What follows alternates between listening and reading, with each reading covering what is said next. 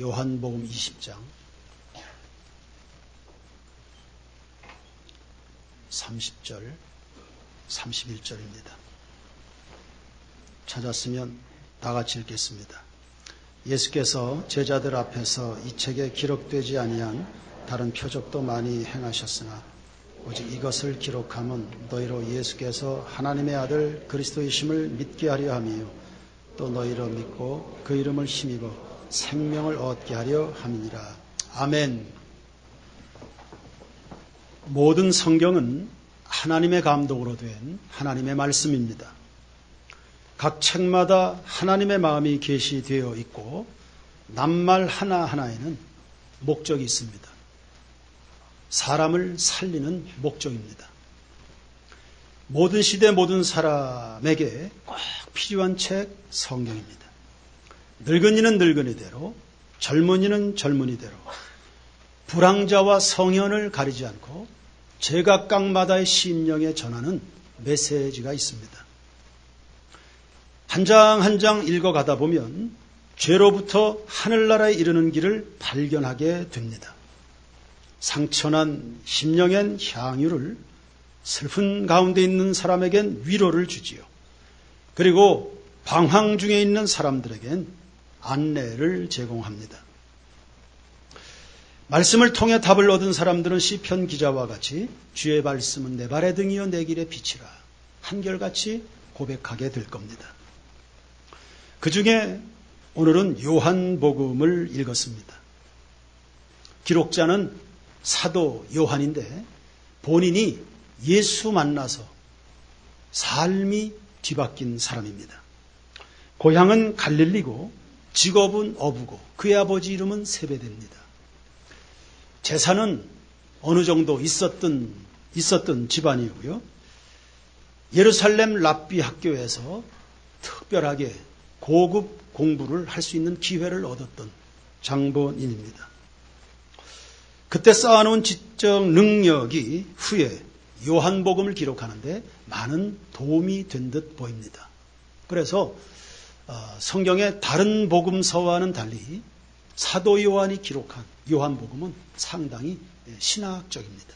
어쩌면 은혜도 되지만 어려울 수도 있는, 이것을 풀어서 해석하려고 하면 상당히 어려운 그런 책이기도 합니다. 본래 사도 요한은 세례 요한의 제자였습니다. 안드레와 함께 세례 요한의 설교를 듣는데 세례 요한이 설교하다가 중간에 멈추는 거예요. 그러면서 그들 앞으로 지나가고 있는 한 분을 향해서 이렇게 선포했죠. 보라, 세상 죄를 지고 가는 하나님의 어린 양이로다. 메시아라는 말이었습니다. 그때 이후로 사도 요한의 온통 관심은 즉각적으로 예수에게 옮겨졌습니다. 예수님을 따라갔습니다. 온종일 그분의 말씀 들었습니다. 그 입에서 나오는 생수 같은 말씀을 들었지요. 사도 요한의 가슴이 뜨거워졌습니다. 그 길로 돌아가서 베드로를 찾아갔습니다. 우리가 메시아를 만났다 해서 베드로를 예수님께 인도합니다. 이 베드로는 후에 1세기 기독교의 최대 전도자가 됐죠. 수천 명을 영혼을 인도했습니다. 아마 요즘처럼 매스미디어가 발달됐던 시대였다면 수백만 명, 수천만 명을 하나님께로 인도하는 엄청난 전도자가 됐을 겁니다. 우리는 근본 행복 나눔 축제 기간을 지나고 있습니다. 성도들마다 기도하고 관심 가지고 예수님의 마음 따라 누군가를 만나고 권면하고 예수 믿도록 그렇게 할 텐데, 우리 세인교회 모든 교우들은 제각각 안드레와 같은 전도자가 되기를 축복합니다. 그리고 여러분의 눈물의 열매로 누군가 이 영혼을 여기에 교회로 예수님을 만나게 될 텐데, 그 영혼은 베드로처럼 위대한 전도자로 열매로 결실 맺기를 축복합니다. 마태복음 4장 21절에 사도 요한이 그 형 야고보와 함께 갈릴리 호수에서 그물을 수선하고 있었습니다. 마침 호수를 지나던 예수님이 나를 따르라, 이제부터 사람을 낚는 어부가 되게 해주겠다, 그렇게 부르셨습니다. 그 즉각 모든 것을 버려두고 과감히 예수님의 제자가 되었습니다. 그 이후로 사도 요한은 누구보다도 충성스럽게 예수님 곁을 지켰습니다. 예수님이 각별하게 아끼던 제자들이 3명이 있습니다. 베드로, 요한, 야고보. 성경에 중요한 사건이 일어날 때, 또 상징적인 예수님의 사건이 일어나는 현장에는 이 3명이 늘 동석을 하곤 했습니다. 그 중에 한 사람이 사도 요한입니다. 예수님의 마지막 순간들에도 요한은 등장합니다. 그 예수님이 법정에서 신문받을 때, 그리고 예수님이 십자가에 달리셔서 그 어머니 마리아를 누군가에게 부탁해야 되는데 사도 요한이었습니다. 내 어머니를 부탁한다. 그렇게 예수님과 각별한 관계였습니다. 예수님이 부활하신 후에는 약 40일간 그 예수님과 함께 지내다가 그 예수님 승천하시는데, 승천하는 그 예수님을 목격한 500명의 증인 가운데 한 사람이 사도 요한입니다. 오순절엔 120명의 성도들과 함께 성령 충만을 받아서 땅끝까지 복음 전한 일에 헌신한 전도자가 되기도 했습니다. 그의 말년엔 반모섭으로 유배를 당했죠. 그곳에서 박해를 받았습니다. 외로운 시간들이었습니다. 그러나 오히려 그 외로운 그곳에서 요한계시록을 집필해서 인류 역사에 위대한 유산을 남긴 일꾼이기도 했습니다. 무엇보다 요한이 우리에게 감명을 주는 것은 그가 쓴 서신 요한일서의 내용입니다.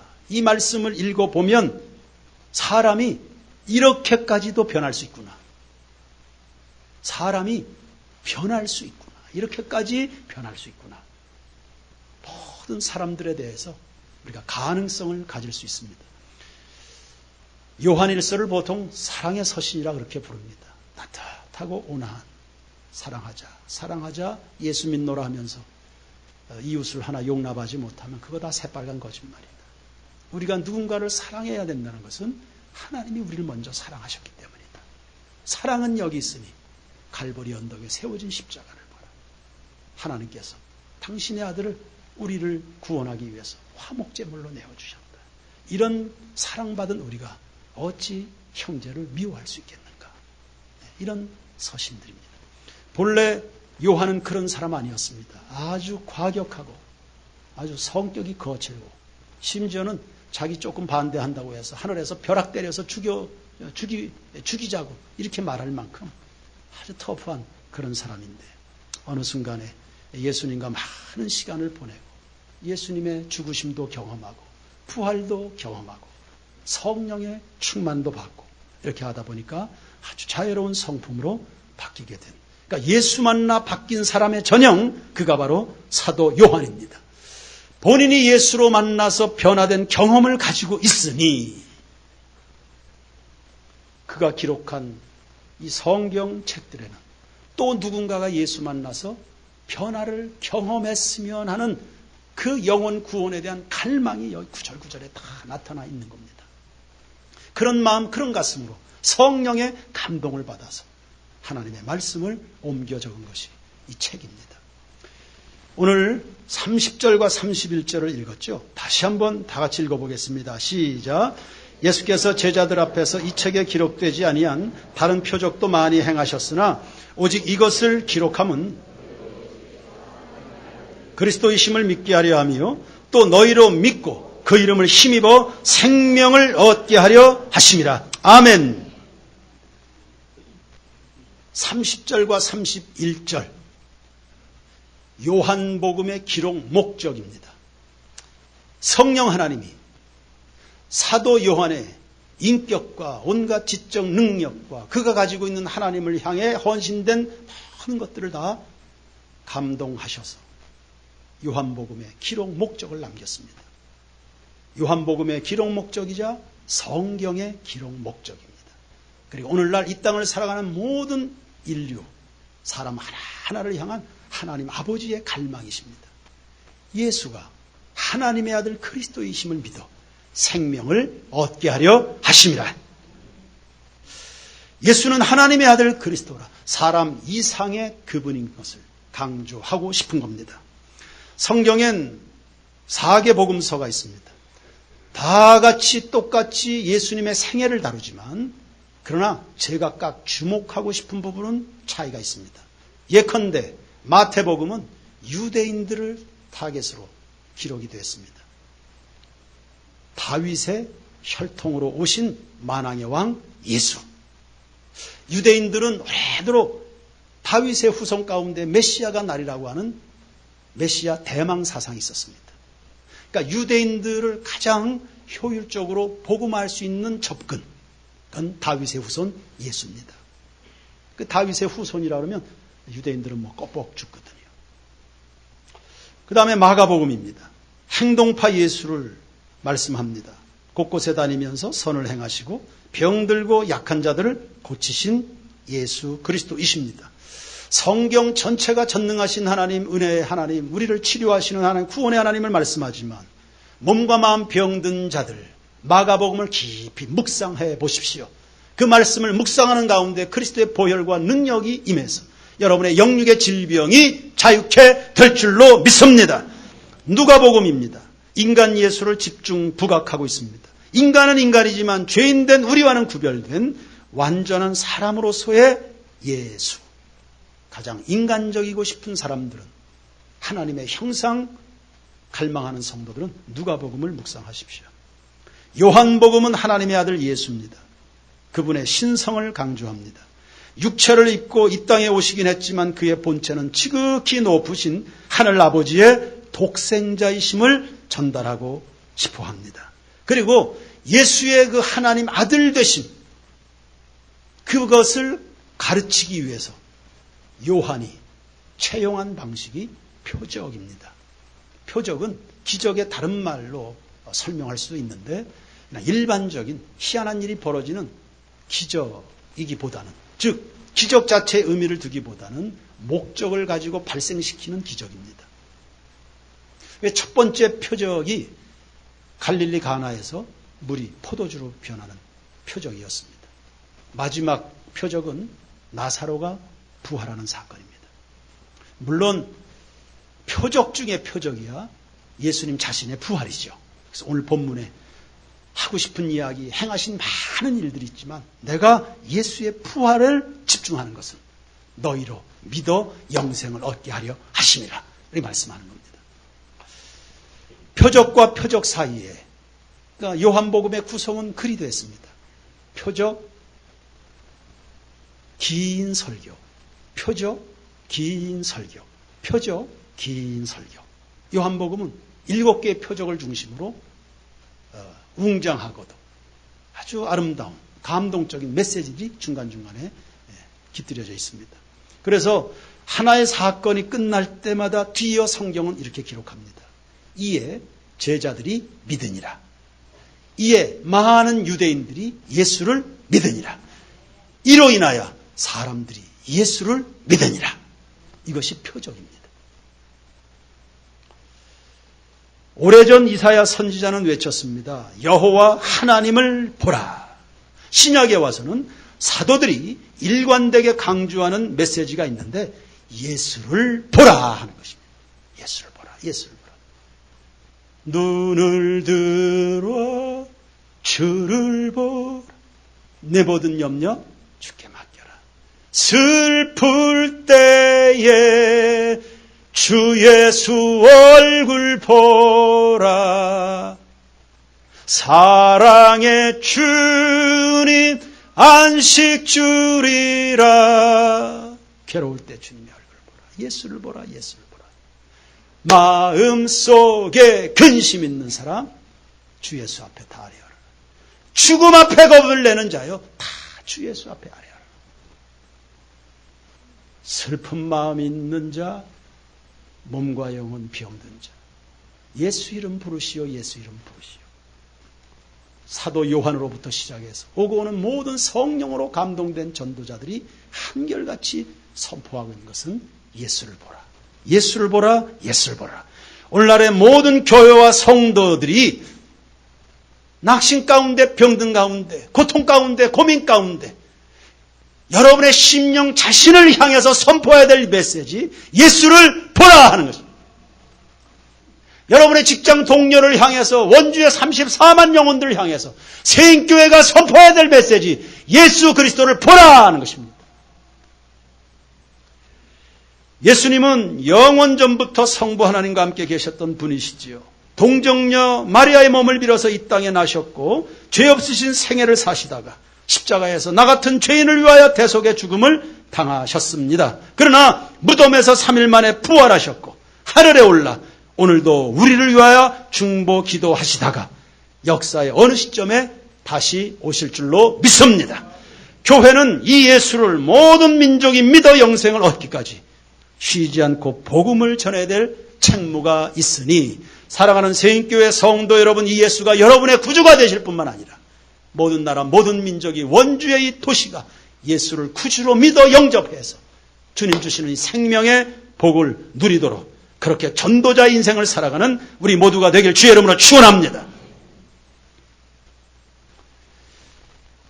예수의 하나님 아들 되심을 요한이 강조하는 이유가 또 있습니다. 당시의 기독교는 로마 전역으로 전진하고 있었습니다.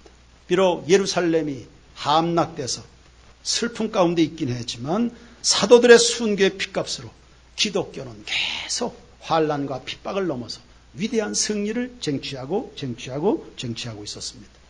수많은 사람들이 예수께로 돌아왔죠. 아시아와 유럽이 복음으로 채워져 가고 있었습니다.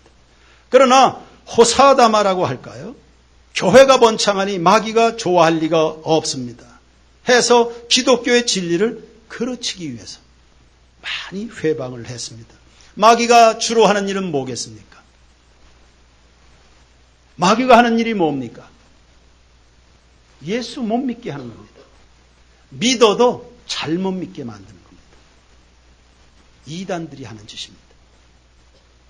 신천지라든지 하나님의 교회라든지 사이비 이단들이 하는 일이 못 믿게 하든지 잘못 믿어서 그 영혼과 인생을 무너뜨리는 일입니다. 성도 여러분, 깨어있기를 축원합니다. 깨어있기를 원합니다. 십자가 튼튼히 붙들고 날마다 이기며 나가는 진리를 진리되게, 진리가 세상을 구원하는 하나님의 영광의 복음이 되도록 견고하고 흔들리지 않는 말씀의 사람들, 세인교회 공동체이기를 원합니다. 그런 이단들이야 2000년 전에도 있었고 오늘도 어김없이 있습니다. 그래서 하나님의 백성들에게, 아니 하나님의 백성들에게만 하나님이 특별히 사랑하셔서 부어주시는 하늘의 능력과 권세를 우리 성도들이 덧입을 필요가 있습니다. 엔간해서 사람들이 예수를 잘 믿으려고 합니까? 심지어 니고데모 같은 이 성경의 박시가 이런 사람도 거듭남의 이 진리를 잘 몰랐습니다. 그런데 어느 날 예수님에게 찾아왔습니다. 밤중이었습니다. 내가 보니 당신은 하늘로부터, 하나님으로부터 온 선생인 것 같습니다. 당신이 하는 일을 보니 이건 하나님이 함께 하시지 않으면 일어날 수 없는 일들입니다. 그래 내가 당신에게 호기심이 생겼고 당신에게 내 영혼의 갈증을 체험받고 싶어서 왔습니다. 이런 이야기. 이게 요한복음 3장의 내용입니다. 당신을 보니까 이건 하나님이 하시는 일들을 당신이 행하는 것을 보니까 구약의 이사야에 예언된 그 메시아인 듯 싶어서 내가 왔습니다. 무슨 말씀하고 싶은 겁니까? 세인교회 성도 여러분 충만하셔서 하나님의 영광 그 능력을 늘 기대하면서 여러분의 삶에 하나님이 함께 하실 수밖에 없는 일들이 여러분의 삶의 주변에 일상적으로 나타나서 원주의 시민들이 여러분을 주목하고 있는 그 영혼들이 보니 당신은 하나님의 백성이고 하나님이 살아계시고 세인교회를 보니 주님이 일하고 계신 듯하여 내 삶의 문제도 여기서 해결받을까 싶어 여기를 찾아왔노라고 이렇게 말할 수 있는 이 시대의 기사와 표적으로 충만한 세인교회 되기를 주의 이름으로 축원합니다. 미국의 볼티모어에 허튼 목사라고 있습니다. 한 도시에서 집회를 인도했습니다. 설교를 마치고 회중들에게 오늘 이 자리에서 예수 믿을 사람 앞으로 나오십시오. 결단의 초청을 했습니다. 그때 한 주정뱅이도 술 냄새 푹푹 풍기면서 강단 앞으로 나왔습니다. 그리고는 허튼 목사님에게 물었습니다. 당신이 지금 그렇게 열변을 한 그 예수가 날 위해서 뭘 해줄 수 있습니까? 허튼 목사는 잠시도 주저하지 않았습니다. 예수가 당신을 구원합니다. 당신의 인생이 새로워질 수 있습니다. 확신 있게 말씀을 전하고 간절하게 축복 기도해서 돌려보냈습니다. 그리고는 7년이 지났습니다. 버튼 목사님이 다시 그 도시를 방문해서 집회를 인도하는 중인데 숙소로 전화가 왔습니다. 목사님, 제 운전기사를 보낼 테니 저녁에 저희 집에 오셔서 식사를 같이 하시죠. 가서 보니까 누구였을까요? 7년 전에 그 주정뱅입니다. 알코올 중독자로 가산다탕진하고 가족들 돌보지 않은 채 그렇게 인생을 험하게 살았던 사람입니다. 그렇게 살아가는 자기도 스스로가 싫겠지요. 자포자기 상태에서 그날 그 집회에 참석했던 겁니다. 가서 보니까 아름다운 부인과 사랑스러운 아이들, 그리고 아름다운 집, 말끔하게 잘 차려입은, 어느새 그때 그 복음을 듣고 축복 기도를 받고는 새 사람이 돼서 존경받는 사업가요, 또 사랑스러운 가장으로 신실한 신앙인으로 7년 동안 변모되어 있었던 겁니다. 식사를 마치고 목사님이 집을 나서려고 하니까 그 사람이 목사님의 손을 붙들고 이렇게 이야기합니다. 목사님, 앞으로 어디 가서 집회를 인도하시든 예수님은 나 같은 주정뱅이도 이렇게 바꿔 놓으실 수 있는 그런 분이시라는 사실에 대해서 꼭 말씀해 주십시오.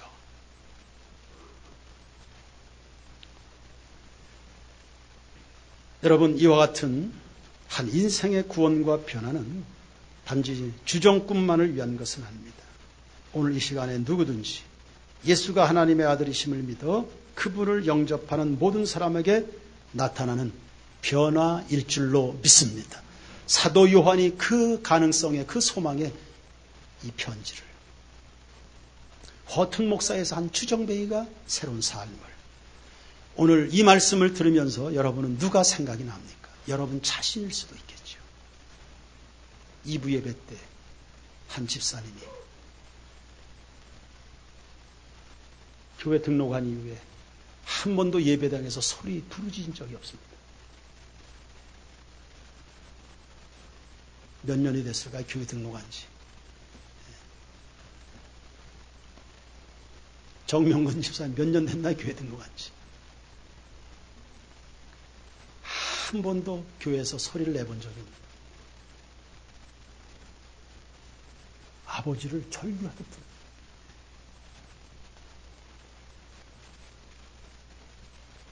그 심령에 무엇이 있었는지, 예배하는 그 시간을 통해서 하나님이 무엇을 말씀하셨는지 모르죠. 그 조용한 양반이 남들이 보면 이상한 교회라고 생각할 만큼 아버지를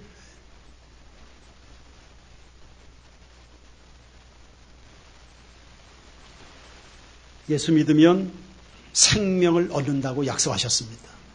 이 생명은 그저 이 치열한 세상 양악짝같이 살다가 몇 자 안 되는 무덤 속으로 들어가는 그런 목숨을 말하는 게 아닙니다. 이 생명은 예수와 함께하는 영원한 생명이요, 천국을 말씀하는 겁니다.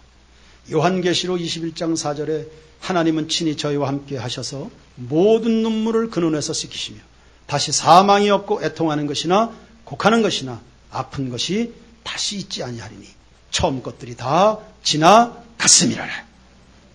여기서 말하는 눈물, 사망, 애통, 곡하는 것, 아픈 것, 이 땅에서 다 우리를 괴롭히는 요소들이죠.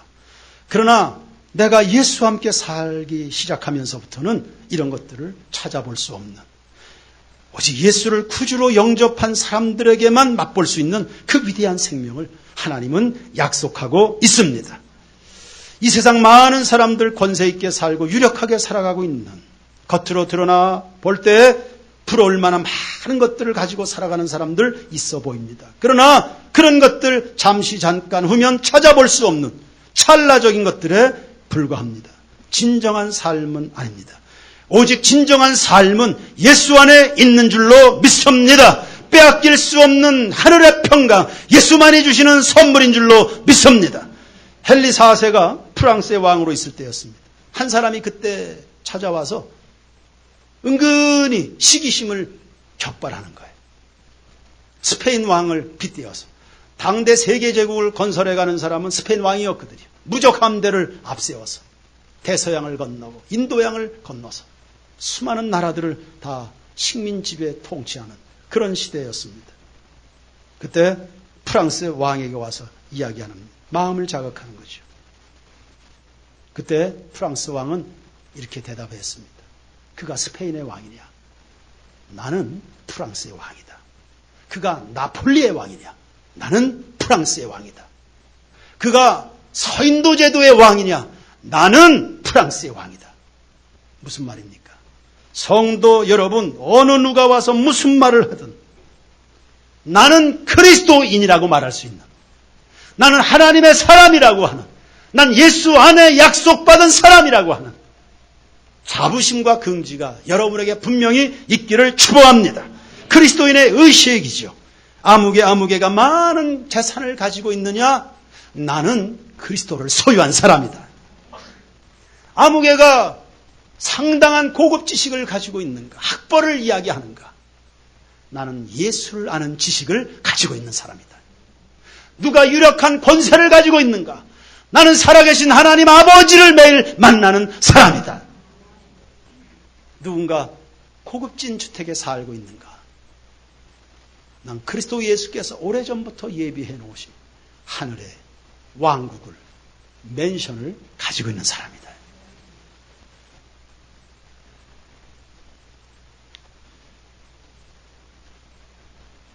교회 설립 초기부터 지금까지 우리 예배당 저 뒤편에는 모든 민족에게 교회를, 모든 사람에게 복음을, 이런 슬로건이 붙어 있습니다. 저 비전을 따라 20여 년간을 달려왔습니다. 오늘의 내 예수가 세상 모든 민족의 예수이기를 원해서, 시작은 원주에서, 그러나 땅끝까지 예수의 증인으로 살아가는 성령 충만한 공동체를 꿈꿔왔습니다. 그리고 우리는 지금 행복 나눔 축제를 진행하고 있습니다. 오늘 이 자리에 있는 교인들 가운데도 예수에 대한 진리 지식이 희미한 교인들이 있겠지요. 분명히 예수를 알고 싶으면 성경을 읽으시기 바랍니다. 그 중에서도 요한복음을 읽으십시오. 요한복음은 예수님에 대한 온전한 지식을 여러분에게 상당히 제공하게 될 겁니다. 아침마다 우리가 새벽 묵상을 합니다. 5월 6호로 새벽 묵상이 또 여러분에게 전달이 됐을 겁니다. 여러분들도 그리 해 주십시오. 저 그렇게 하겠습니다. 제가 아침에 큐티할 때마다, 성경을 펼 때마다 하나님, 우리가 성경을 열었습니다. 하나님의 성령에 의해 감동된 말씀을 대합니다. 이 성경의 저자이신 성령이 친히 우리 각 사람 성도들의 이 아침에 큐티를 시작하는 모든 성도들의 영혼을 조명해 주셔서 하늘의 진리를 알게 하시고 그 나라의 기업의 영광의 풍성을 알게 하시고 지금도 살아서 믿는 자 속에 역사하시는 그분을 경험시켜 주시옵소서. 그렇게 기도하겠습니다. 여러분들도 새벽 묵상을 펼 때마다 함께 기도해 주시면 그 기도의 마음들이 모아지면 우리의 삶 속에 일상적으로 경험되는 기사와 표적의 주인공이 될 줄로 믿습니다. 지나간 한 주간 저는 원주 제천에 있는 우리 독립교회 연합회 목사님들과 수양회를 가졌습니다. 몰랐습니다.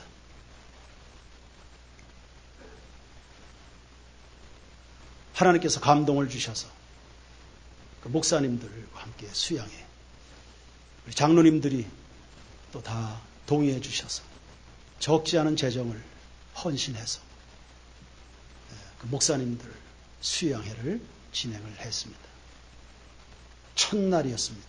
오전에 우리 성도들이 늘 하듯 본문을 읽고 큐티 나눔 시간을 가졌습니다. 목사님들의 대부분이 70% 이상이 뚜껑을 딱 여니까 목사님들이 지쳐 있었습니다. 수영에 아예 오고 싶지도 않고 어쩌다 쉬는 건데 쉬는 장소에서 무슨 예배를 드리나 이렇게 말할 만큼 상심, 지침 속에 목사님들에게 오신 거예요. 산기도를 우리가 그렇게 했죠. 도착하면 아무 말 없이 찬양하라 내 영혼아 주님의 높고 위대하심을 내 영혼이 찬양하네. 이 첫 번째 찬양에 벌써 하나님이 역사하셔서 목사님들 가운데 일하시고 찬양 한 소절에 벌써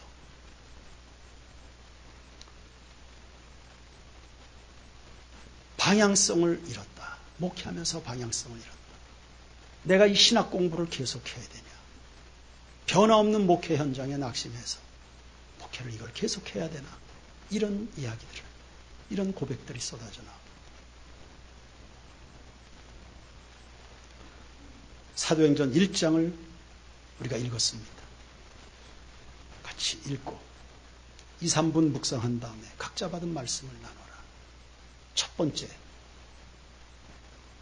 전도사님이 내가 공부를 계속해야 되나. 오고 싶지도 않았던 수양에. 그런데 하나님이 그 말씀을 통해서 사도행전 1장 11절입니다. 예수님 승천하시고 다시 이제 오시마 천사들이 메시지 하는데 왜 하늘을 쳐다보고 있느냐? 왜 하늘을 쳐다보고 있느냐? 그 말씀이 자기에게는 하나님이 쓰시고 싶어서 다 불러서 목회자로 세우셔서 쓰시고 싶어서 다 그렇게 시작한 인생인데 이제 인생의 지침, 낙심에 자기 열등감에 빠져가지고 너 때리고 있는 자기 자신을 하나님이 질책하시는 말씀으로 들어서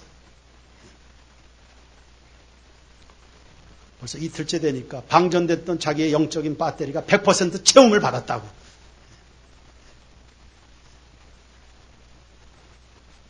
여러분, 주의 이름을 부르는 곳에 구원이 있는 줄로 믿습니다. 찬양하는 곳에 성령이 역사하시는 줄로 믿습니다. 예배의 중요성입니다. 예배의 중요성입니다. 찬송을 수십 곡 부르는 것도 아닙니다. 그냥 첫 번째 찬송입니다. 주님의 높고 위대하심, 내 영혼이 찬양. 이 한 소절에 벌써 그 영혼이 깨져나가고 하나님의 음성이 들리기 시작하고 살아갈 용기를 얻게 되고 열심히 해버리라. 열심히 해버리라. 성경 읽으시길 바랍니다. 나눠드린 새벽 묵상 어딘가 처박아 두지 마시고요. 여러분을 살리는 하늘의 음식인 줄로 알고 매일매일 성경을 펴셔서 그 말씀 들고 일어나는 성도들이 되길 주의 이름으로 축원합니다. 성경 구절구절에는 하나님의 마음, 그분의 사랑이 흐르고 있습니다. 그 사랑의 생수를 먹어야 우리 영혼들이 살아나게 되는 줄로 믿습니다. 여러분들이 살아야 이 땅의 영혼들도 구원에 이르게 될 줄로 믿습니다. 이 예수께서 하나님의 아들 그리스도이심을 믿어 생명을 얻게 하려 하심이라. 예수로 여러분들도 영생을 누리시고 이 땅에 수많은 영혼들이 인생의 길을 찾고 답을 찾는 은혜의 열매들이 가득한 세인교회이기를 축원합니다. 다시는 곡하는 것이나 눈물이나 상처나 병든 것이나 죽음이 없는 그 하나님의 나라 새하늘과 새 땅이 거기에만 있는 것입니까? 내 영혼이 은총 입어 중한죄짐 벗고 보니 그 어디나 하늘나라라 했습니다. 예수 모신 그곳이 바로 하나님의 나라의 삶을 살아갈 수 있는 터전이 될 줄로 믿습니다. 예수 있으면 다 있는 겁니다. 예수 잃어버리면 다 잃어버린 것이 됩니다. 예수가 하나님의 아들 구원자이심을 믿어 이 세상에서도 저 세상 영원한 생명의 풍성을 누리는 세인교회 여러분 모두가 되기를 주의 이름으로 축원합니다.